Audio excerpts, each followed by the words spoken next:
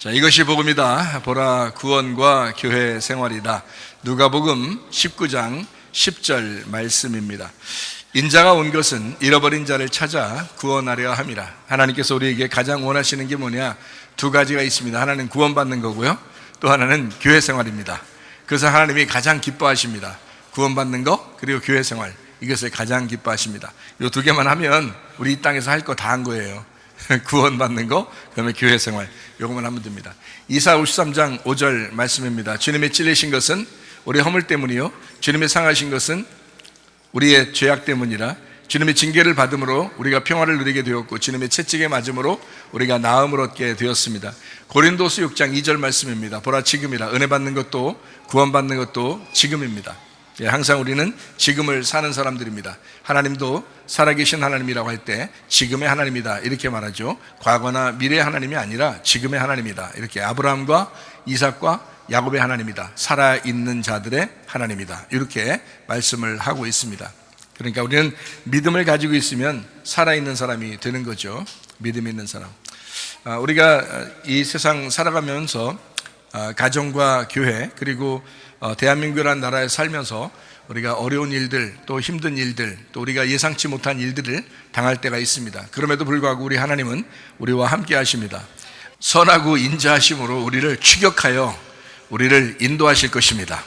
하나님이 우리와 함께 하십니다. 늘 하나님은 임마누엘 하신다, 성령님으로 함께 하신다라는 것을, 성령 영으로 함께 하신다, 지금도 우리와 늘 함께 하신다. 그러니까 하나님 반드시 선하고 인자하심, 하나님의 선한 것을 우리 갚아주신 하나님이다.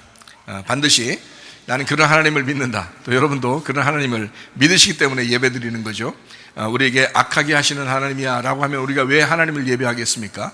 우리에게 선하게 하시는 하나님이야, 이 땅에 있는 아버지보다도 더 아버지 같으신 분이야 라니까, 그러니까 우리가 하나님 앞에 예배하는 거죠. 선하고 인자하심이 우리를 반드시 추격해서 우리는 가만히 있어도 하나님이 막 쫓아와서라도 그것을 주시는 하나님이다. 이것을 꼭 기억하시기를 바랍니다. 영과 진리의 예배를 드리는 사람을 하나님은 찾으신다. 찾아오셔서 예배 드리시는 분. 우리는 항상 하나님을 찾아간다고 생각했지만 하나님이 우리를 찾아오시는 분이다. 이렇게 우리가 잃어버린 자가 되면 주님이 찾아오시죠. 우리가 영과 진리의 예배를 드리면 하나님이 찾아오십니다. 그런 예배를 드려야 되는 거예요. 내가 파괴가 되고 내가 멸망하고 내가 죽어버리고, 그러면 우리 하나님께서 나를 살리시고, 그죠? 나를 다시 회복시키시는 하나님, 그러려고 찾아오시는 거니까, 그런 선하신 하나님이니까 그것을 여러분이 인정하시면 됩니다. 자, 누가복음 1장 3절 말씀입니다. 그 모든 일을 근원부터 자세히 미루어 살핀 나도 데오빌로 각하에게 차례대로 써 보내는 것이 좋은 줄 알았다. 데오빌로 각하가 어떤 사람이라고요? 데오스 필로스, 하나님의 친구, 하나님의 사랑이다. 그것은 바로 우리를 얘기하는 겁니다. 그러니까 누가라는 사람이 편지를 쓸 때 하나님의 그 명령에 의해서 편지를 쓰게 되죠. 그리고 모든 것을 막 연구하고서 쓰게 됩니다. 다 모든 걸 수집해서 쓰게 되는데 데오빌로에게 썼다. 그 말은 그 한 사람에게도 중요하지만 이방인 그리스도인들, 앞으로 예수를 믿는 사람들에게 하나님의 아들에 대해서, 이 땅에 오신 예수님에 대해서 정확하게 설명하려고 이 책을 쓰게 되었다. 이렇게 말씀을 받은 사람은 복이 있다. 데오빌로 각하는 아주 복받은 사람이에요. 여러분과 저도 말씀을 받는 사람들이니까 복받은 사람이다 라는 그런 말이죠. 자, 우리 말라기 4장 5절 말씀해 보니까, 엘리야를 먼저 너에게 보낼 것이다.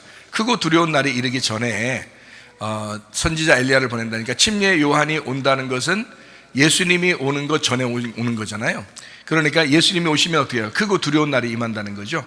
크고 두려운 날이 임하면 그 전에 침례 요한을 보내겠다라는 그런 말씀입니다. 그럼 크고 두려운 날이 뭘까요?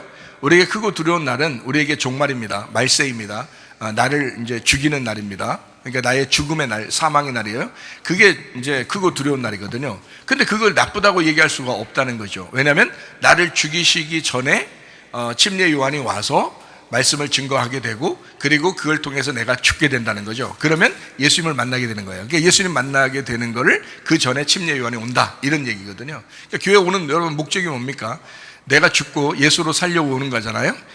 맞아요. 그래서 그걸 구원이라고 말하는 겁니다. 그러니까 크고 두려운 날이 임한다는 것은 구원의 날이 임한다라는 말입니다. 회개의 날이 임한다라는 말입니다. 그러니까 크고 두려운 날을 우리가 무섭다라고 이 세상에 생각하는 그런 무서움이 아니다. 결국 나의 그 죽음을 통해서 주님 만나게 하려고 하는 그 구원의 날이다라는 것을 우리가 기억하면 좋습니다. 누가복음 1장 7절 8절 말씀에 보면 엘리사벳이 잉태를 못했어요. 두 사람이 나이가 많았다 이렇게 되어 있고요. 사가랴가 제사장의 직무를 하게 되었다. 그러니까 레위 족속이었죠. 레위 족속. 근데 마리아의 친족입니다. 그러니까 마리아의 친족이니까 마리아의 가족과 같은 거거든요. 그러니까 레위 족속. 그러니까 우리가 성경을 통해서 뭐를 알아야 되냐면 이런 걸 좀 알아야 돼요. 예수님이 이 땅에 오실 때 이제 왕이면서 제사장이에요. 그러니까 둘을 하나로 연결되신 분이거든요. 그러니까 왕이면서 제사장이라고 하는 건 뭐냐면 하나는 왕이고 하나는 제사장인데 이걸 구약 성경에서는 누가 두 명을 나타냈어요. 하나는 모세요, 하나는 아론입니다. 그러니까 아론은 제사장으로서의 역할을 하는 거고 모세는 왕으로서의 역할을 하는 거예요. 이 두 명이 합해져야지 하나예요. 그래서 모세, 아론이 같이 다니잖아요. 마찬가지로 예수님은 왕이면서 제사장입니다. 그래서 우리를 이제 뭘로 만들어요? 우리를 왕 같은 제사장으로 만들어요. 우리를 이 그리스도를 믿는 사람을, 예수님 믿는 사람을 왕 같은 제사장이라고 그래요. 이게 두 가지가 하나로 이제 연결되게 만들거든요. 마찬가지로 예수님도 똑같아요. 왕이면서 제사장 이렇게 되는 거거든요. 그러면 왕이면서 제사장이면 두 가지가 나타나야 되잖아요. 그게 하나가 돼야 되잖아요. 그러니까 예수님의 아버지가 이제 어떤 집안이냐면 유대 집안이에요. 유다 집안. 유다 집안이라는 것은 유다 집안이 유다의 집안이 무슨 말이냐면 왕이 나오는 집안이거든요. 야곱이 그렇게 예언을 했어요. 왕이 나오는 집안입니다. 이게 유다 집안이에요. 그래서 유대 자손으로 왕이 나온다 해서 유대인의 왕 이렇게 하는 거거든요. 유대인의 왕. 그래서 사자 이렇게 표현하는 거예요. 근데 제사장은 레위 족속에서 나오게 되어 있습니다. 레위 족속에서. 그러니까 보세요. 레위 족속에 연결되어 있는 사람이 나와야 이 제사장의 역할을 또 예수님이 감당하는 거예요. 그러니까 왕이면서 제사장의 자손으로, 가족으로 나와야 되는 거예요. 그러니까 예수님 보세요. 예수님이 태어났는데 아버지는 요셉, 어머니는 마리아예요. 근데 어머니 마리아가 누구 친척이에요? 누구 가족이에요? 예, 엘리사벳의 가족이에요. 사가랴의 가족이라고. 그러니까 그쪽 친척의, 그쪽 가족의 가족들이란 말이에요. 마리아가. 그러니까 보세요. 요셉은 유대인, 그리고 마리아는 레위 족속과 연결된 사람. 예, 그러니까 하나는 왕이요, 하나는 제사장이 나오는 집안에 예수님이 태어나는 거예요. 예, 그렇게 예수님이 나타나게 되어 있다. 그래서 여기에 이제 아무한테나 침례 요한 나오게 한 게 아니라 그 마리아의 친척, 그러니까 마리아의 친족이죠. 마리아의 가족, 그들에게서 침례 요한이 나오게 만들어요. 예, 그러니까 예수님하고 침례 요한은 사촌지간입니다.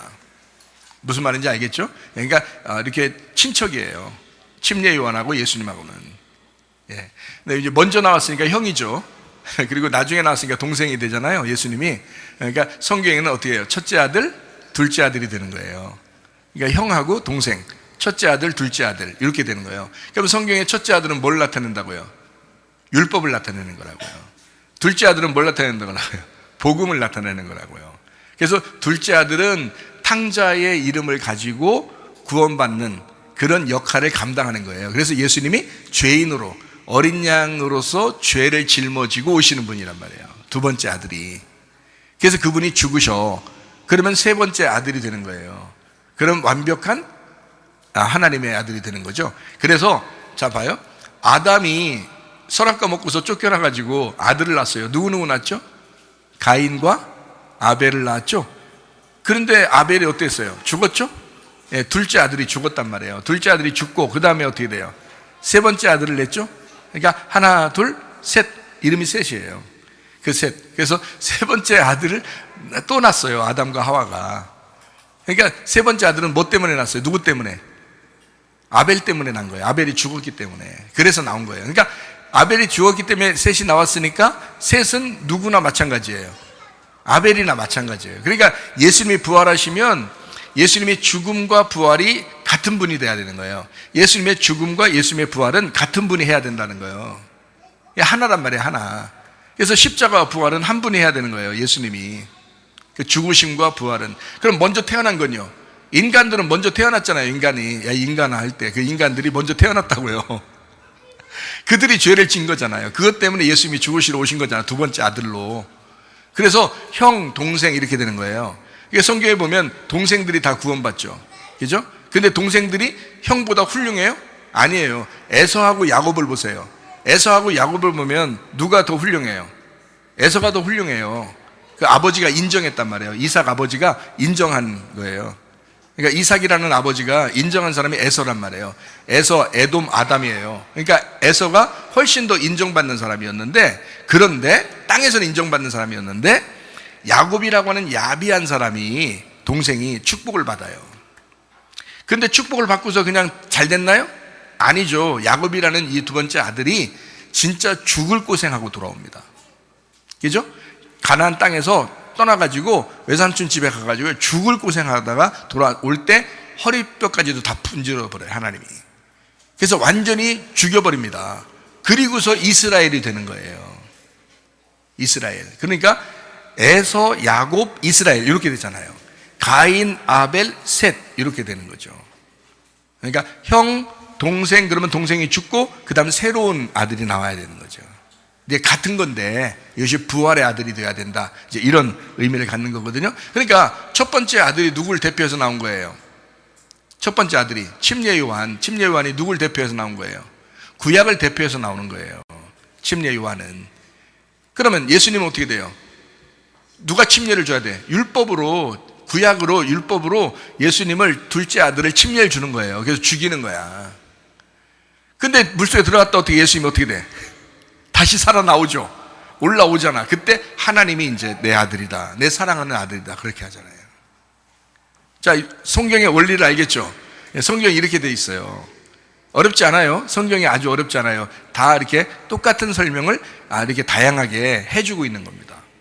그러니까 우리가 이 얘기를 들으면서도 이게 예수님이 어떻게 태어나야 되겠구나 라는 것이 성경에 나와 있는 거고, 예수님 태어나기 전에 침례 요한이 먼저 나오는구나, 이 침례 요한은 뭐를 얘기하려고 나오는 사람이었구나 라는 것을 얘기하는 거죠. 그러니까 인류를 대표해서 예수님에게 죄를 넘겨주려고 하는, 예수님에게 그 죄를 넘겨줘서 죽는 데까지 데리고 가는 게 침례 요한이에요. 그러니까 여러분, 침례 요한이 예수님한테 침례 줬으니까 침례 요한 대단하다 이렇게 생각했잖아요. 근데 예수님 안에서 구원받는 사람은 침례 요한이 이제까지 중에서는 최고 대단한데, 예수님 안에서는 어린아이도 침례 요한보다 더 대단하다 이러잖아요, 예수님이. 왜 그러겠어요? 이게 예수님의 언약, 새로운 언약 안에서 새롭게 되었다 이 말이야. 이 전에는 옛날 언약이란 말이에요. 구약, 옛날 언약, 그 율법으로 예수님을 죽는 데까지 데려가요. 그 다음에 예수님이 일어날 때는 새로운 언약이 시작되는 거란 말이에요. 거기서는 어린아이도 침례 요한보다 훌륭하다 이렇게 되는 거죠. 자, 무슨 말인지 이해가 되시죠, 성경이? 그래서 침례 요한이 태어났다라고 하는 것은 그냥 우연히 침례 요한이 그냥 태어났구나라고 해서는 안 되고, 침례 요한이 어떻게 태어났구나라는 것을 알아야 되는 거죠. 침례 요한은 레위족 속에서 태어났습니다. 레위인입니다. 제사장 역할을 하는 거예요. 그러니까 아버지가 제사장이고 그 아들도 제사장이 되는 거거든요. 그러니까 왜 제사장이 돼야 되냐면 죄를 넘겨주는 거거든요. 어린 양한테 죄를 넘겨주는 게, 그게 제사장이 하는 일이에요. 그래서 어린 양을 이렇게 죄를 넘겨주고 그 다음에 어린 양을 잡아서 죽입니다. 하나님한테 그 피를 돌리기 위해서. 무슨 말인지 알겠죠? 그러니까 그 죽는 데까지를 침례 요한이 감당하게 되고, 예수님은 뭘로 나타난다? 왕이면서 제사장으로 나타난다. 그래서 아버지는 유대인, 어머니는 레위인하고 연결된 제사장 집안에서 나오는, 그래서 왕과 제사장을 같이 가지고 있는 왕 같은 제사장, 왕이면서 제사장이신 예수님이 된다, 이렇게 되는 거죠. 자, 그래서 예수님의 태어나심을 여러분이 보면 침례 요한의 태어남과 예수님의 태어나심을 이제 누가복음 1장에 소개를 하고 있는 중이거든요. 그래서 여러분에게 지금 설명을 하고 있습니다. 침례 요한이라는 사람은 사가랴 제사장의 아들입니다. 이해가 되시겠죠? 그때 당시에 그 제사장의 아들이다라는 얘기입니다. 그 다음에 누가복음 1장 15절 말씀입니다. 주 앞에 큰 자가 되며 포도주나 독한 술을 마시지 않고 모태로부터 성령의 충만을 받는다. 민수기 6장에 있는 나시린의 모습과 똑같습니다. 누가복음 1장 17절 말씀입니다. 그것도 엘리야의 심령과 엘리야의 영입니다. 엘리야의 영과 능력으로 주 앞에 먼저 와서 아버지의 마음을 자식에게 거스르는 자를 의인의 슬기에 들어오게 하고 주를 위하여 세운 백성을 준비할 것이다 라고 했습니다. 엘리야의 영을 가진 자 침례 요한. 말라기 4장 5절 말씀이죠. 여호와의 크고 두려운 날이 이르기 전에 침례 요한 엘리야를 보낼 것이다 라고 했습니다. 그러니까 침례 요한이 먼저 와야 할 이유를 우리가 아시겠죠. 그러니까 예수님에게 기름 부어야 되니까, 예수님을 기름 부어 주셔야 하니까, 제사장이니까. 그래서 하나님의 기름 부음까지 인도하는 것을 침례 요한이 하게 된다라는 얘기입니다. 침례 요한이 직접 기름 부을 수 없다고 그랬죠. 마태복음 3장에 나와 있는 침례의 이야기입니다. 직접 기름 부을 수 없으니까 하나님이 자기 아들을 성령에 의하여 성령님의 비를 같은 성령으로 기름 부으신다는 거죠. 그날이 왕으로서 인정하는, 제사장으로서 인정하는, 선지자로서 인정하는 그런 날이다. 그게 침례받는 날이다. 참 놀라운 이야기입니다. 다니엘 9장 24절 말씀이죠. 자기 백성과 자기 거룩한 성을 위하여 이른 이레를 기한으로 정하고 허물이 그치고 죄가 끝나며 죄악이 용서되며 영원한 의가 드러나며 환상과 예언이 응하며 또 지극히 거룩한 이가 기름 부음을 받으리라. 예수님이 침례를 받으시면서 기름 부음을 받으면 구약의 모든 예언들이 다 끝나는 겁니다. 예수님께서 이제 오셨다는 얘기죠. 그러면 이제 그 다음부터는 신약이 되는 거예요. 예수님의 언약, 새로운 언약이 시작되는 거란 말이죠. 구약의 언약이 완성되는 날, 그게 기름 부음 받는 날이다. 예수님이 기름 부음 받는 날, 그게 침례를 받는 날이다. 침례 요한으로부터 침례 받는 날이다 라는 것을 이야기하는 겁니다. 자, 누가복음 1장 18절 말씀이죠. 자, 다 늙었다는 얘기입니다. 그래서 아기를 낳을 수가 없다 라는 얘기죠. 자, 이것은 이제 구약의 아브람과 사라처럼 이게 사가랴와 엘리사벳이 배가 다 죽었단 말이에요. 그래서 폐경기가 이르렀고 이미 아기를 낳을 수가 없다, 이렇게 이야기하는 것입니다. 그때 하나님이 역사하신다. 그때 하나님이 역사하신다. 그것을 우리가 기억하면 좋겠다. 누가복음 19장 10절 말씀입니다. 인자가 온 것은 잃어버린 자를 찾아 구원하려 함이라 라고 했습니다. 그러니까 잃어버린 자가 되지 않으면요 구원받지 못하죠. 그러니까 우리는 내가 잃어버렸나? 이걸 생각해야 되죠. 그럼 아버지가 찾아오시니까, 그렇죠? 그럼 내가 잃어버렸나? 라는 것을 어떻게 해요? 내가 집 나가볼까 한번? 이런 얘기예요? 그런 얘기 아니에요. 교회 한번 안 나가볼까? 목사님 날 찾나 안 찾나? 이렇게 하면 안 됩니다. 그렇게 하면 안 되고, 그게 아니고 내가 파괴됐나? 내가 가슴이 무너졌나? 내가 진짜 죽을 만큼 내가 한번 진퇴양난에 빠져봤나? 이제 이런 걸 한번 확인해 봐야 되는 거죠. 내가 정말 아무것도 내 힘으로 할 수 없는 그거를 내가 정말 인정했나? 내가 그런 사실이 내 속에 있는가? 이거예요. 그러면은 하나님이 그 사람을 구원하신다. 찾아와서 구원한다. 저는 그런 일이 있었다 그랬죠. 그래서 그걸 제가 경험해 봤기 때문에 여기에 있는 성경 기절이 무슨 말인지 알아요. 이 말이 무슨 말인지. 하나님의 역사를 압니다. 하나님은요, 완전히 우리가 아무것도 할 수 없을 때 하나님이 우리를 구원하시지, 우리가 뭔가 할 수 있다면 네가 해보라고 그러죠. 자기가 뭔가 할 수 있다, 자기 힘 좀 있다 그러면 네가 한번 해보라고 그러지. 너 구원받기 위해서 네가 해봐 그럼 안 돼요. 아무것도 할 수 없을 때, 진짜 나약해 빠질 때, 정말 아무것도 할 수 없는 그 상황에서 하나님 우리를 구원하십니다. 사가랴와 엘리사벳 보세요. 하나님이 그런 하나님이었구나. 아브라함과 사라를 보세요. 하나님이 그런 하나님이었구나 라는 것을 우리가 성경을 통해서 배우는 겁니다. 하나님이 이런 하나님이시구나. 그리고 그 하나님은 지금도 살아계신 하나님이시다. 하나님은 여전히 여러분과 함께 하십니다. 누가복음 1장 35절 말씀입니다. 천사가 대답하여 이르되 성령이 내게 임하시고 지극히 높으신 이의 능력이 너를 덮으시리니 이러므로 나실 바 거룩한 이는 하나님의 아들이라 일컬어지리라. 이제 누가 나온다는 얘기예요? 예수님 나온다는 얘기예요. 하나님의 아들이 나오는 거예요. 그래서 이제 침례 요한이 먼저 나오고요, 그 다음에 이제 하나님의 아들 예수님이 나온다고 말씀하는 겁니다. 천사 가브리엘입니다. 천사 가브리엘이 나사렛 갈릴리 한 마을에 다윗 가문 요셉이라는 남자 그리고 정혼한 처녀 마리아에게 나타났습니다. 누가복음 1장 26절 27절 말씀입니다. 여섯째 달에 천사 가브리엘이 하나님의 보내심을 받아 갈릴리 나사렛이라는 동네에 가서 다윗의 자손 요셉이라 하는 사람과 약혼한 처녀에게 이르니 그 처녀의 이름은 마리아라. 이렇게 되어 있습니다. 자, 우리가 이제 이 말씀 한번 보죠. 왜 하필 마리아에게 나왔나? 그 당시에 마리아라고 하는 사람의 이름이 많이 쓰이는 보편적인 이름이었어요. 보편적으로. 그러니까 여러 마리아들이 있는데 그 중에 거기 딱 지역을 딱 정해놨잖아요. 갈릴리 한 마을에 다윗 가문에 있는 이제 나사렛 예수, 이제 이 아들을 나오기 위해서 나사렛 동네 갈릴리 마을에 마리아가 사는데 그 마리아하고 요셉이라는 사람이 있는데 그 사람에게서 나와야 되겠다라고 정해놓은 거예요. 이 사람이다, 이 마리아다, 이렇게 한 거죠. 다른 데도 마리아가 많이 살죠. 근데 그 마리아에게 딱 나타난 거예요. 그러니까 이거는 사실 나한테 나타나겠지? 이렇게 하는 게 아니에요. 나한테 이런 일이 벌어지겠지? 이런 기대할 필요도 없어요. 하나님이 선택하시는 겁니다. 하나님이 선택한 거예요. 어떤 흙덩어리가 나 아담 돼야지 이랬겠어요? 하나님이 그냥 흙덩어리로 딱 만들어 아담을 만든 거예요. 나 하와 해야지? 안 해요. 그냥 그 속에 갈비뼈 뽑아가지고 그냥 하와 만든 거예요. 하나님이 다 하신 거야. 하나님 만드시는 거예요. 마찬가지예요.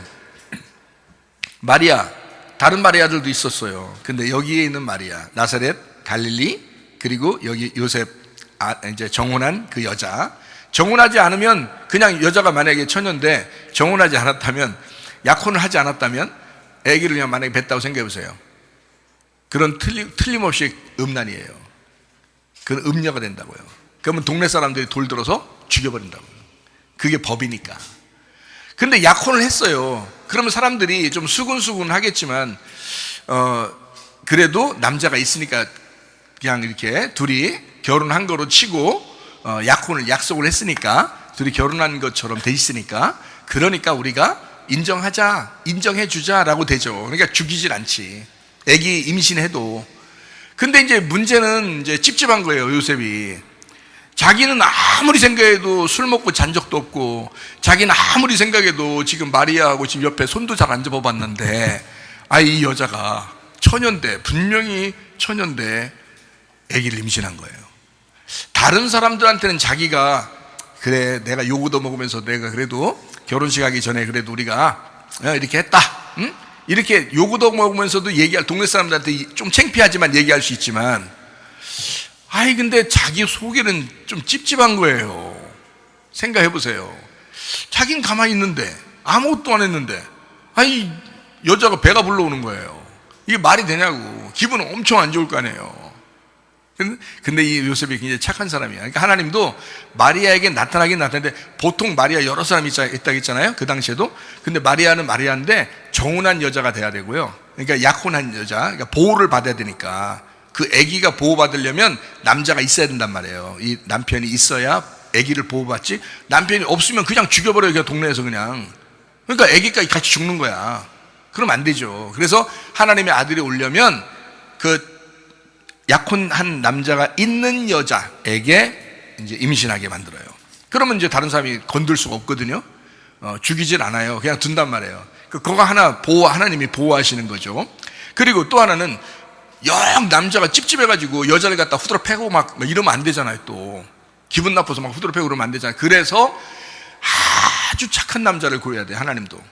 그러니까 마리아는 정혼한 여자이면서 남편이 엄청 착한 사람이에요. 그러니까 요셉은 진짜 엄청 착한 사람 같아요. 네. 그러니까 하나님이 그 딱 봐가지고요, 딱 요 사람이에요. 마리아는 여러 명인데 그 중에 요 집에 이 집 마리아를 내가 해야 되겠다. 요 집 마리아. 그러니까 남자 요셉이 남편인 그 마리아를 이렇게 우리가 아들을 나가야 되겠다 이렇게 결정을 하신 거란 말이죠. 무슨 말인지 여러분 아시겠죠? 그러니까 어둠이 있는 그곳에 하나님의 빛을 주시려고 하는 그 하나님의 역사는 엘리사벳이나 사가랴에게도 있었죠. 아브라함과 사라에게도 있었죠. 그 어둠 가운데 빛을 주셨잖아요. 마찬가지로 이 마리아와 요셉 가운데 하나님은 이제 하나님의 아들을 그에게 주시려고 하는, 그러니까 여자가 분명히 뭐가 돼야 돼요? 하나님 보실 때는 처녀가 돼야 돼요. 이미 신부가 되면 안 돼요. 이미 신부가 되면 다른 빛을 받았잖아요. 처녀는 어둠인데 다른 빛을 받았다고요. 그렇게 되면 요셉으로부터 빛을 받으면 안 된다고요. 그러니까 진짜 빛을, 하늘에서 빛을 받아야 되잖아. 하나님의 빛을 받아야 하나님의 아들이 나오는 거지. 요셉의 빛을 받으면요, 요셉의 아들이 나오는 거지. 무슨 말인지 알겠죠? 그러니까 여자는 가만히 있어요. 그건 땅의 밭처럼 가만히 있어요. 근데 거기에 뭘 심느냐에 따라서 콩 심으면 콩 나오고 팥 심으면 팥 나오는 거예요. 그러니까 요셉을 심으면 요셉의 아들이 나오는 거고요, 하나님을 심으면 하나님의 아들이 나오는 겁니다. 마리아 밭에. 근데 이 마리아 밭은 빛이 아니고 어둠이에요. 이 어둠에 가짜 빛을 심느냐, 사람의 빛을 심느냐, 진짜 빛, 하나님의 빛을 심느냐는 거예요. 이게 이제 마리아에게, 그러려니까 마리아한테만 나타내서는 안 되죠, 하나님이. 그래서 요셉한테도 이야기해 주는 거예요. 마리아 데려오는 걸 두려워하지 마라. 마리아는 하나님의 아들이 그 속에 잉태되었다. 이렇게 이제 이야기를 해주거든요, 요셉한테도. 근데 워낙 요셉이 이제 착한 사람이라 가만히 끊고자 했는데, 워낙 착한 사람이라. 근데 하나님이 괜찮아, 데려와. 하나님의 아들이야. 그냥 네가 키우면 돼. 뭐 이렇게 된 거죠. 요셉이 알겠습니다. 그럼 그렇게 하죠, 뭐. 이런 사람이에요. 그런 사람, 무난한 사람이에요. 그런 사람하고 같이 지내면 좋겠죠, 그죠? 무난해, 그냥. 자, 요한복음 1장 45절, 46절 말씀입니다. 빌립이 나다나엘을 찾아 이르되 모세가 율법에 기록하였고 여러 선지자가 기록한 그 일을 우리가 만났으니 요셉의 아들 나사렛 예수니라. 나다나엘이 이르되 나사렛에서 무슨 선한 것이 날 수 있느냐. 빌립이 이르되 와서 보라 하니라. 이랬습니다. 자, 나사렛에 무슨 선한 게 있겠느냐. 나사렛 그 시골 깡촌 그 동네에서 뭐 좋은 게 나오겠느냐. 다시 말하면 멸시받는 그 장소, 멸시받는 곳에서 뭐가 나올 것 같은데, 이런 얘기예요. 그죠? 멸시받는 곳에서 뭐가 나올 것 같은데, 그러면 하나님은 반드시 어떤 왕궁이나 아주 훌륭한 여왕 같은 사람에게서, 공주에게서 나타나면 돼요, 안 돼요? 안 돼요. 성경적으로 어둠에게서 나와야 된단 말이에요. 어둠에게서 나와야 된다. 그러니까 아주 시골 깡촌이기도 하지만 그 여자가 어떤 여자? 신부예요, 처녀예요? 처녀에게서 나오는 거예요. 처녀에게서 나와. 그러니까 어둠에게서 나오는 거란 말이에요. 멸시받는 곳에서 나오는 거예요. 그러니까 사람이, 처녀가 아기를 베면 죽을 수도 있다니까요, 그 당시에는. 근데 그럼에도 불구하고 하나님의 그 역사는 그 어둠 가운데, 왜냐하면 성경이요, 창세기부터 요한계시록까지 질서정연하게 딱 정리가 되어 있는 책이에요, 성경이. 그렇기 때문에 신부에게서 나오면 안 되는 거예요. 처녀에게서 나와야 되는 거예요. 처녀가 완벽한 게 아닌데 신부가 완벽한 거거든요. 처녀가 완벽한 게 아니야. 신부가 완벽한 거지. 성경의 마지막 요한계시록에 어떻게 해요? 신부가 새 예루살렘이 되죠. 예, 처녀가 되는 게 아니에요. 처녀는 남편을 못 만난 사람이란 말이에요. 그걸 처녀라고 그런다고요. 그러니까 신랑 대신 예수님이 남편이거든. 우리의 유일한 남편이 신랑 대신 예수님이에요. 그러니까 우리는 그 전까지는 다 처녀야. 그 전까지는 다 어둠이라고요. 무슨 말인지 알겠어요? 그러니까 이 처녀에게서, 멸시받는 여자에게서, 아직 신랑을 못 만난 그 여자에게서, 거기에서 나오게 되어 있다. 예수가 나사렛 동네 그 멸시받는 곳에서 나오게 되어 있다라는 말입니다. 자, 이사야 7장 14절 말씀입니다. 그러므로 주께서 친히 징조를 너희에게 주실 것이라. 보라, 처녀가 잉태하여 아들을 낳을 것이요 그의 이름을 임마누엘이라 하리라. 남편이 있지만 처녀인 여자에게서 나올 것이다. 자, 여러분 속에서 예수님이 나올 수 있어요, 없어요? 나올 수 있겠어요, 없겠어요? 있죠, 당연히. 왜 나올 수 있겠어요? 왜 나올 수 있겠어요? 여러분은 어둠인 처녀이니까. 여러분은 어둠인 처녀예요. 뭐가 있었어요? 가짜 남편이 있단 말이에요. 가짜 남편이 있는 처녀란 말이에요. 여기 처녀가 가짜 남편이 있는 처녀. 그래서 남편이 있지만 남편하고 아무 관계가 없는 그 처녀에게서 예수님이 태어나는 거란 말이에요. 그래서 요셉이 남편이지만 아무 일도 안 했다고요. 가만히 있었다고요. 그런데 마리아에게서 태어난 거라고요. 그러니까 여러분, 예수 그리스도가 여러분 속에서 태어나려면요, 여러분하고 뭐가 섞이면 안 돼. 그냥 예수님이, 하나님의 성령이 여러분 속에 들어가셔서 직접 나와야 되는 거예요. 무슨 말인지 알겠어요? 그러니까 순수한 진리의 말씀이 그냥 나오셔야지, 여러분 속에 잉태돼서 나와야지. 뭐가 여러분 말하고 섞이면 안 돼. 여러분 가짜 말씀하고 섞이면 안 되는 거예요. 하나님의 말씀이 속에서 나오려면, 하나님의 말씀을 잉태하고 출산하려면요, 진리의 말씀이 들어가야 되는 거예요. 다른 거하고 섞이면 안 되는 거예요. 다른 남편하고 섞이면 안 되는 거예요. 무슨 말인지 알겠어요? 예, 그거예요. 그래서 처녀가 잉태할 것이다. 그 이름을 임마누엘, 그 예수님의 이름을 임마누엘, 하나님이 우리와 함께 하시겠다, 이렇게 오시겠다는 거예요. 어둠 가운데 빛으로 오시겠다. 자, 그 임마누엘 오시는데 누구부터 함께 하는 거예요? 누구부터 함께 있어요? 자, 순서를 정해봅시다. 1번, 2번, 3번, 4번 이렇게 쭉 나가세요. 누구 첫 번째 1번 누구부터 함께 해요? 아이, 보면 몰라요. 지금 이사야 7장 14절 보면 모르겠어요? 누구하고 함께 해요? 그 처녀하고 함께 하는 거지. 일단 그 처녀하고 같이, 그 처녀 뱃속에 있잖아. 그 처녀에게 잉태되면 그 자리에 같이, 그 사람하고 같이 있는 거잖아. 1번, 첫 번째 그 처녀하고 같이 있는 거야. 이해가 돼요? 예. 그 임마누엘로 인류 가운데 함께 하시려고 오시는 분은 그 처녀하고 첫 번째 함께 있는 거예요. 여러분 속에서 여러분의 어둠이라고 인정하고 여러분 처녀인데, 여러분 속에 하나님 말씀이, 진리의 말씀이 여러분 속에 잉태가 되면요, 문제는 여러분과 함께 하고 있는 거야 말이에요. 여러분부터 함께 하고 있는 거라고요. 처녀와 함께 있는 거다, 이 말입니다. 이사야 8장 10절 말씀입니다. 너희는 함께 계획하라. 그러나 끝내 이루지 못하리라. 말을 해봐라. 끝내 시행되지 못하리라. 이는 하나님이 우리와 함께 계심이라. 자, 너 아무것도 일 안 풀리고 어둠일 거야. 너 아무것도 진퇴양난일 거야. 그때 하나님이 함께 하실 거야. 이게 임마누엘이라는 말이에요. 그러니까 한마디로 예수님이 태어날 때는 완전히 어둠이었어요. 가장 어두울 때 예수님이 나타난다는 거야. 그리고 어둠이라는 처녀 안에서 나타나겠다는 거예요. 이게 하나님의 사인이라고요. 사인. 그러니까 주님은 빛이시기 때문에 빛에서 나오는 게 아니고요, 어둠에서 나오는 겁니다. 빛이 어둠을 통과하고 나오는 거, 이게 바로 빛이라는 예수님이에요. 참 놀라운 말씀들이죠. 자, 그래서요, 누가복음 1장 28절 말씀입니다. 그에게 들어가 이르되 은혜를 받은 자여 평안할지어다. 주께서 너와 함께 하시도다. 자, 누구부터 함께 한다고요? 마리아부터, 처녀부터 함께 한다. 너부터 함께 한다. 네가 어둠이라는 걸 인정하는 그 사람부터 함께 하겠다는 거예요. 네. 뭐부터 주겠다는 거예요? 평안할지어다. 뭐가 왔으니까? 너 어둠인데 뭐가 왔어요? 빛이 왔어요. 평안할지어다. 너 괴롭히려고 오는 게 아니라 이게 평안을 주려고 오는 거야. 그게 평안이야. 너 어둠일 때는 괴로움이잖아, 그죠? 슬픔이잖아. 근데 그 안에 빛이 오는 거야. 빛을 잉태하게 한 거야. 너에게 평안 주려고 평안할지어다. 그죠? 기뻐하라. 은총을 받은 여자, 주께서 너와 함께 한다. 너는 여자 중에 복 받은 사람이로다. 은혜를 받은 자요, 복 받은 사람이요. 참 놀라운 이야기죠. 누가복음 1장 35절 말씀입니다. 천사가 대답하여 이르되 성령이 네게 임하시고 지극히 높으신 이의 능력이 너를 덮으시리니 이러므로 나실 바 거룩한 이는 하나님의 아들이다. 하나님의 아들이 태어난다. 완전한 하나님, 온전한 사람이 네 속에서 태어나게 될 것이다.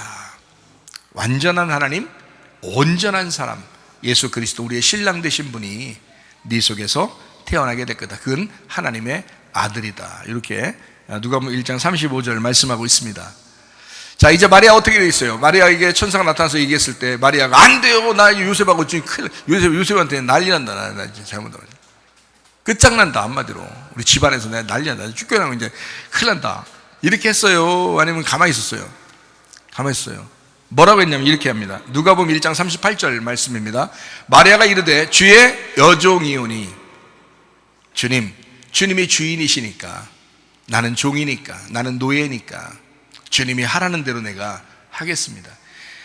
주의 여종이오니 말씀대로 내게 이루어지이다 하매 천사가 떠나가니라. 됐다. 네가 그 말했으니까 됐다. 이제 이루어질 것이다. 이런 말씀입니다. 마리아가 순종합니다. 자, 마리아가 순종할 때 성령님께 어떻게 해요? 기회를 제공한 것입니다. 성령님, 주님이 주인이시니까 마음대로 하세요. 나는 당신의 종입니다. 여러분, 우리 기도가 이래야 되겠죠? 마리아에게 괜히 나타난 게, 마리아 여러 사람인데, 마리아가 그동안 그 동네에 많은, 딴 데도 막 여러 명 있었는데, 그 여자에게 나타난 이유가 있었겠죠? 이 여자는 분명히 순종할 여자다. 여러분 어때요? 여러분 말씀 들으면 꼭 순종할 사람들이죠? 여러분요. 여러분 말씀 들을 때마다 나는 순종할 사람이야. 그런 사람들이죠, 여러분. 그렇죠? 아주 그럴 것 같아요. 얼굴 표정들을 보니까. 자, 우리 예수님께서 어떤 분이냐? 예수님은 임마누엘이신 분입니다. 그분은 구원자시고 회복자시고 치료자가 되십니다. 예수, 구원자, 회복자, 치료자, 임마누엘이시다. 마태복음 1장 21절 23절 말씀입니다. 아들을 낳으리니 이름을 예수라 하라. 이는 그가 자기 백성을 그들의 죄에서 구원할 자이심이라 하니라. 보라, 처녀가 잉태하여 아들을 낳을 것이요 그의 이름은 임마누엘이라 하리라 하셨으니 이를 번역한즉 하나님이 우리와 함께 계시다 함이라. 여호수아, 예수, 구원자, 그 이름이 우리와 함께하는 임마누엘이 될 때 우리 자신에게는 삶의 의미가 생길 것입니다. 하나님이 우리와 함께 하신다. 예수, 여호수아, 구원자, 치료자, 회복자, 예수, 그분이 우리와 함께 하신다. 그럴 때 우리의 삶에 의미가 생기는 것입니다.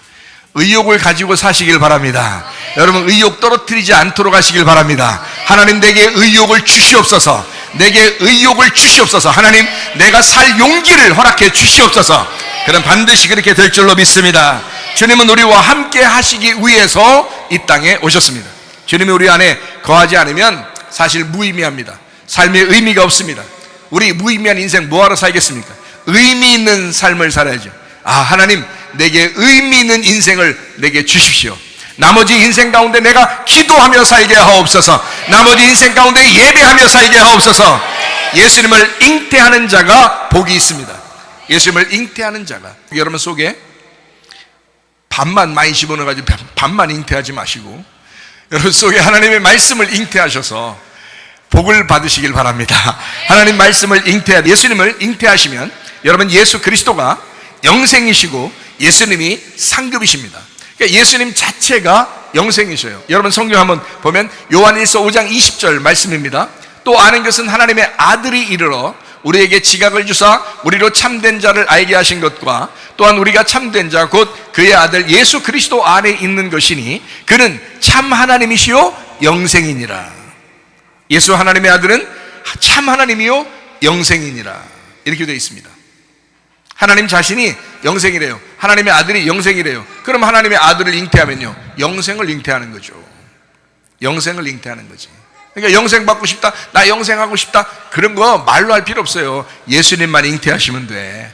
진리의 말씀만 잉태하시면 돼. 그러면 그게 영생이라고요. 자, 영생. 자, 보세요. 시편 133편 3절 말씀입니다. 헐모네 이슬이 시온의 산들에 내림 같도다. 거기서 여호와께 복을 명하셨나니 곧 영생이로다. 자, 영생은 뭐라고요?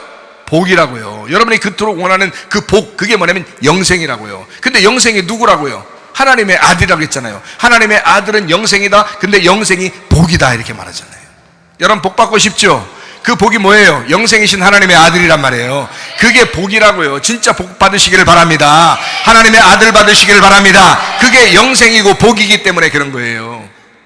창세기 15장 1절 말씀입니다. 이후에 여호와의 말씀이 환상 중에 아브라함에게 임하여 이르시되 아브라함아 두려워하지 마라. 나는 네 방패여 너의 지극히 큰 상급이니라. 하나님 자신이 우리에게 상급 되신다고 했습니다. 자, 요한의 출생 400년의 빈 공간을 채우기에 충분했습니다. 말라기 4장 5절 말씀입니다. 보라, 여호와의 크고 두려운 날이 이르기 전에 내가 선지자 엘리야를 너희에게 보낼 것이다. 어둠은 빛이 오는 날을 가장 무서워하는 날이라고 생각할 겁니다.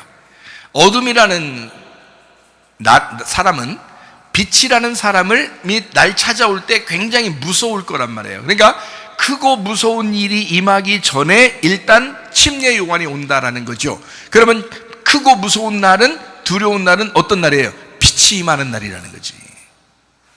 무슨 말인지 알겠죠? 빛이 임하는 날에, 자, 그 앞에 어둠이었었는데 율법의 시대였는데 빛이 오는 거야. 은혜와 빛, 은혜와 복음, 은혜와 진리가 막 내려오는 거야. 그러면 그때가 가장 무서운 날이지. 율법의 날에 가장 무서운 날은 은혜와 진리의 날이란 말이에요. 복음이 오는 날이라고, 예수 그리스도가 임하는 날이라고. 무슨 말인지 알겠죠? 그러니까 그 절에 침례 요한이 오는 거고, 크고 무서운 날 예수 그리스도가 빛으로 오는 날이다. 이게 가장 무서운 날이다. 무슨 말인지 알겠죠? 어둠은 빛이 오는 날이 가장 무섭기 때문에 그런 거다. 자, 어둠의 입장으로 보면요, 어둠의 사탄이 누구예요?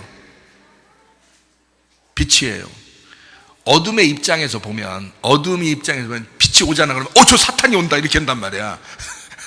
어둠의 입장에서 보면 빛이 오잖아 그러면 어이구 사탄이 온다, 오면 안 되는데 막 이런단 말이야. 왜? 오면은 자기가 깨지니까. 그렇죠? 자, 빛의 입장으로 볼 때 빛의 사탄이 누구예요? 어둠입니다. 예. 그러니까 어둠은 반드시 빛이 볼 때는 어둠은 반드시 공격해서 깨뜨려 버려야 되는 거야. 그렇죠? 그러니까 예수님 오시기 전에는 어둠의 시대야. 그럼 이 어둠은 반드시 예수님이 오시면서 깨뜨려 버려야 되는 거죠. 이것을 완성해 버린다 이렇게 말하는 거예요. 이것을 완성해 버린다. 이거를 끝장내, 율법을 완성했다 이렇게 말하는 거예요. 예수님이 율법을 완성했다. 이거를 끝장냈다 이거야. 이제 예수님만 붙들면 천국 간다 이렇게 되는 거죠. 그 그거 예수님을 붙들면 천국 간다 이렇게 되는 거예요. 그러니까 서로의 입장, 자기들의 입장에서 볼 때 서로 무서운 거예요. 그러니까 어둠의 입장에서 볼 때는 가장 무서운 날이 예수님 오시는 날이야. 무슨 말인지 알겠죠? 자, 내가 죄인이야, 내가 어둠이야. 그러면 언제가 가장 나의 파괴되는 날이고 내가 죽는 날이야? 빛이 오는 날이야. 내가 회개하는 날이야. 내가 은혜 받는 날이야. 그 날이 완전히 내가 끝장나는 날이잖아요. 아, 놀랍다. 그죠? 놀랍다. 예수님이 우리에게 찾아오시다니. 어둠인 나에게, 나는 어둠이라는 것만 인정했는데 빛이라는 분이 나에게 찾아오시다니. 아, 놀랍다. 빛이 찾아오신다. 이거죠. 가장 크고 무서운 두려운 날이 임했다. 그것입니다. 어둠인 이 세상에 빛이신 주님이 오시는 것은 무서운 날이 될 것입니다. 마태복음 3장 4절 말씀입니다. 이 요한은 낙타털 옷을 입고 허리에 가죽띠를 띠고 음식은 메뚜기와 석청이더라. 자, 엘리야와 똑같은 말이죠. 그래서 예수님을 소개하기 위해서 침례 요한이 먼저 와야 됐다. 엘리사가 소개되려면 엘리사를 소개하기 위해서 엘리야가 먼저 와야 된다는 거죠. 마찬가지입니다. 그래서 침례 요한이 먼저 와서 예수님을 소개한다. 자, 여호수아가 나타나서 백성들을 가나안 땅에 데리고 들어가려면 누가 여호수아를 임명해야 돼요? 모세가 여호수아를 임명해 줘야 돼요. 그래야 여호수아가 백성들을 끌고 가나안 땅으로 들어가는 겁니다. 모세는 광야에서 죽는 거고요. 모세가 광야에서 죽잖아요. 그리고 여호수아가 가나안 땅에 백성들을 데리고 들어갑니다. 이해가 되시죠? 그러면 봐요. 침례 요한은 광야에서 죽는 겁니다. 그리고 예수님이 이제 가나안 땅에 우리를 인도하는 겁니다. 이해가 되겠죠? 그래서 침례 요한은 광야의 사람이라 이렇게 말하는 거예요. 광야의 사람이다. 침례 요한을. 광야에 외치는 자의 소리다. 그걸 침례 요한이다. 이렇게 말하는 것입니다. 마태복음 11장 14절 말씀입니다. 만일 너희가 즐겨받을진대 오리라 한 엘리야가 곧 이 사람이니라. 침례 요한이니라. 침례 요한이 먼저 나와야 되느니라. 자, 예수님 우리에게 영생이시고 예수님 우리의 상급이시고 예수님 우리의 복이 되십니다. 여러분, 우리 안에 예수님을 모셔야 되겠죠? 예수님을 모셔야 되는데 우리는 아직 어둠이란 말이에요. 근데 그 어둠인 나에게 예수님을 소개하는 자가 필요하다는 거지. 그 빛이 들어오도록 소개하는 자가 필요한 거지. 그 길을 예비하는 자가 필요한 거지. 예수님이 그 길을 통해서 왕이 입성하도록, 내 안에 들어오도록, 그 빛을 영접하도록 그렇게 길을 안내해주는 안내자가 필요한 거죠. 그게 누구겠어요? 목회자들입니다. 말씀을 증거하는 자들. 이 말씀을 통해서 여러분이 예수를 만날 수 있도록, 그 빛이 예수님이 예수님이라는 빛이 여러분 어둠 안에 들어가도록 만드는 것이 침례 요한이 해야 하는 일이다. 침례 요한은 빛이 아니에요. 목회자도 빛은 아니에요. 그러나 예수 그리스도 그 진리의 말씀이 빛이니까 그 빛을 여러분 속에 집어넣는 거지. 침례 요한은 바로 예수님을 소개하는 역할을 하고 있다. 그래서 침례 요한이 먼저 태어나는 것입니다. 먼저 와야 된다. 어둠과 죽음의 그늘에 앉은 자에게 광명의 빛을 비추시는 그 주님, 그 사람에게 평화를 노래하도록 하게 할 것입니다. 엘리사벳과 마리아가 찬양하는 자였습니다. 엘리사벳도 찬양해요. 마리아도 찬양해요. 왜요? 어둠인 자기들에게 빛이 임하신 거예요. 그러니까 하나님을 노래하게 된 거예요. 네, 여러분, 하나님을 찬양한다는 것은요, 그냥 노래 잘 부른다고 노래하는 게 아닙니다. 우리가 어린 양 대신 예수 그리스도 그 빛을 영접하였을 때 우리의 속에서 터져나온 것이 찬양입니다. 엘리사벳도 마리아도 하나님을 찬양하잖아요. 보세요. 출애굽기 15장 20절 말씀입니다. 아론의 누이 선지자 미리암이 손에 소구를 잡음에 모든 여인도 그를 따라 나오며 소구를 잡고 춤추니, 자, 미리암이라는 사람이 어떻게 했어요? 찬양하는 사람이었어요. 구약의 이집트에서요, 탈출할 때 미리암이 찬양하는 사람이었다. 자, 민수기 12장에 보면 미리암이라는 사람이 교만했어요. 그래가지고 민수기 12장에 보면 교만해서 막 이렇게 문둥병 생기고 막 이럽니다. 교만했어요. 그러니까 뭐 모세를 막 좀 이렇게, 모세가 구스 여자, 에티오피아 여자, 좀 몸이 좀 이렇게 새까만 그런 여자를 부인으로 맞아들였다고 해서 막 좀 비난했어요. 근데 예수님은, 하나님은 전혀 그걸 비난한다고, 잘못했다고 얘기 안 하고 미리암한테 싸가지 없다 그런 거예요. 그래서 막 병나게 한 거예요. 그래서 이제 하나님 앞에 기도해서 이제 또 이제 모세가 기도하고 아론이 기도하고 이제 불쌍히 여겨달라고 해가지고 이제 그 미리암이 다시 또 괜찮아졌거든요. 며칠 동안 그 이스라엘이 움직이지 못했어요. 그 여자 하나 때문에. 교만해서. 교만이 그렇게 무서운 거예요. 사탄이 교만해가지고 사탄 된 거잖아요. 하나님의 나라에 같이 있다가 천사가 사탄 된 게 이 사탄이라, 이게 교만해서 그런 거예요. 그러니까 교만을, 여러분 교회 다니면서 가장 무서운 게 뭐냐? 교만이에요. 교만. 여러분 속에 교만이 틈타면요, 사람 바뀝니다. 사람 바뀌어요. 자기 인정해달라고 하고요, 갑자기 바뀝니다. 사람이요. 그 교만 들어가서 그런데 그게 누가 들어간 거예요? 마귀 들어간 거예요. 마귀. 사탄이 들어가서 그런 거예요. 미리암이 갑자기 괜히 비난한 거예요. 근데 원래 그게 이제 어떤 의미냐면요, 원래 그렇게 부인을 얻으면 안 되죠. 이스라엘 여자들도 많은데 뭘 그렇게 일부러 그런 여자를, 아프리카 사람을 이렇게 해서 자기 아내를 삼으려고 했겠어요. 성격적으로 좀 이상한 거지. 응? 자라날 때 뭔가 좀 충격도 많이 받은 일이 있었고 그래가지고 옛날부터 그래가지고 이게 좀 성격 이상하니까 아무나 그냥 들었다가 자기 부인 만들려고 하고, 그럼 이해해요. 그럴 수 그러니까 뭐 이해 안 가는 일이었어 그때 당시에는. 그래서 그 누이 미리암이 뭐라고 할 만 했어요 그냥. 근데 하나님은 그걸 싫어했어요. 미리암 보고 막 뭐라 했어요. 내가 세운 내 종을, 이 온유하고 겸손한 사람을 네가 왜 뭐라고 하느냐 해가지고 막 미리암 문둥병 걸려가지고 막 난리 났었어요. 그 가정이. 자, 왜 그렇게 했을까요? 구스 여자, 에티오피아 여자, 아프리카 사람, 몸의 피부가 검은 여자. 아가서에 나오죠. 아가서에 솔로몬의 아내가 검은 여자였다. 검은 피부를 가진 여자였다.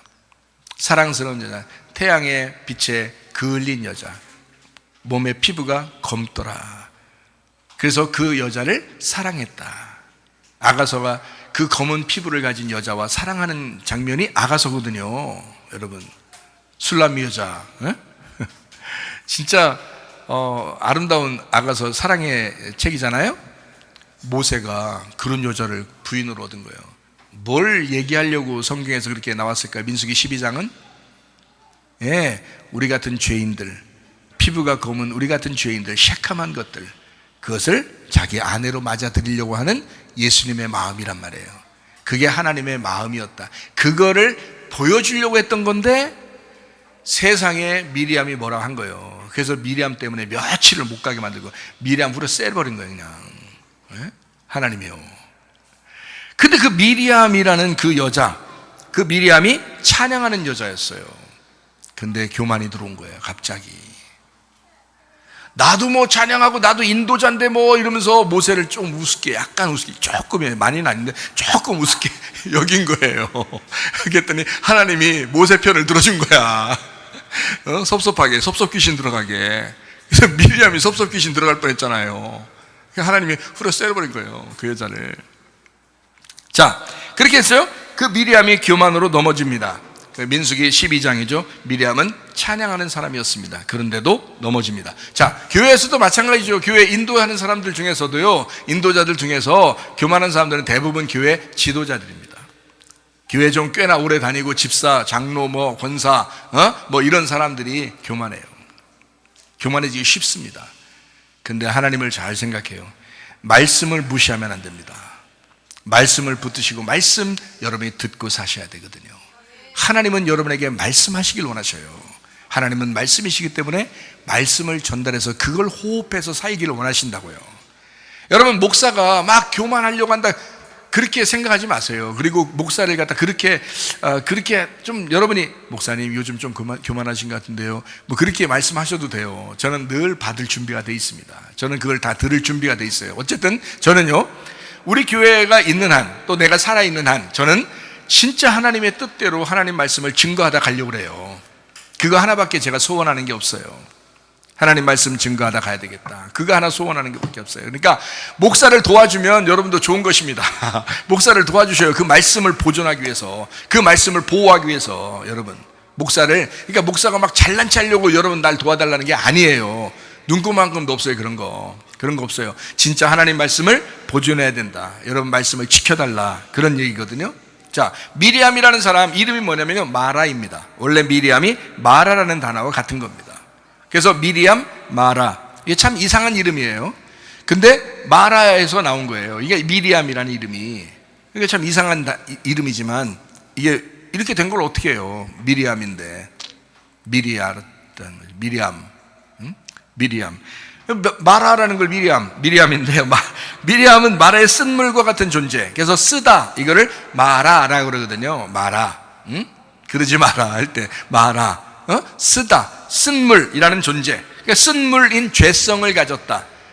쓴물인 죄성을 가졌다. 그게 마라입니다. 근데요, 그 마라라는, 출애굽기 15장에 나타나는 그 마라라는 쓴물이 단물이 됐어요. 사람들이 쓴물에 못 먹었었는데 여기에 이제 단물이 되는 이게 변화된 것이 있었거든요. 뭐 때문에? 나무를 갖다 던져버린 거예요. 그래서 나무가 그 독을 싹 빨아들인 거야. 독을 빨아들이니까 그 나머지 물이 달아진 거예요. 그러니까 사람들이 다 먹었다, 이렇게 돼 있거든요. 그러니까 이게 뭐냐면 예수 그리스도의 십자가가 우리의 모든 죄성을 다 끌어들인 거예요. 우리의 모든 죄성을 다 끌어들여서 자기가 죽으니까 우리의 죄가 없어진 거지. 그래서 다 단물이 된 거예요. 우리는 그 복음을 받게 되었다는 거죠. 그때까지, 그 전까지가 미리암, 마라입니다. 그 전까지가 미리암, 마라. 자, 보세요.